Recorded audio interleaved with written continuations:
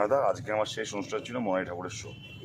তো সেখানে মনারিদিকে নিয়ে যখন আমি শো করতে বেরিয়েছি, রাস্তার থেকে উনি নিজে অসুস্থ বোধ করছিলেন এবং যখন আমি স্পটে গিয়ে ঢুকি তখনও উনি আরও প্রচণ্ড অসুস্থ বোধ করলেন। বলার সঙ্গে সঙ্গে আমি মাননীয় মন্ত্রী যিনি ছিলেন উদঙ্গ মহাশয়কে আমি সাথে সাথে কনফার্মেশন করি এবং উনি গ্রিন রুমে ডক্টরের ব্যবস্থা করেছেন।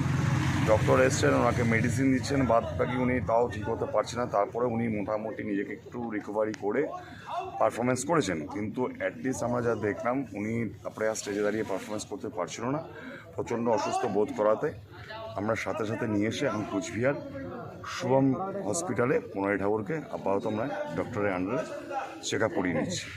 এখন শারীরিক কন্ডিশন কীরকম? এখন তখন তো স্টেজে খুবই সিরিয়াস পজিশন হয়ে গেছিলো, এখনও আউট অফ ডেঞ্জার আমি বলবো না। এখন ডক্টরের রিপোর্ট আসার পরে আমি বলতে পারবো যে এখন মনাই ঠাকুর কেমন, কী সিচুয়েশনে আছে। ডাক্তারের সাথে প্রাথমিক কথা হয়েছিল। হ্যাঁ, ডাক্তারের সঙ্গে প্রাথমিক কথা হচ্ছে, বলো বিপি সুগার লেভেলটা ঠিক আছে, বাদ বাকিটা দেখছি। অ্যাকচুয়ালি ওর মাইগ্রেনের সমস্যা আছে, একটা মাইগ্রেনের প্রবলেমটার জন্য এই সিচুয়েশনটা দাঁড়িয়ে গেছে আজকে।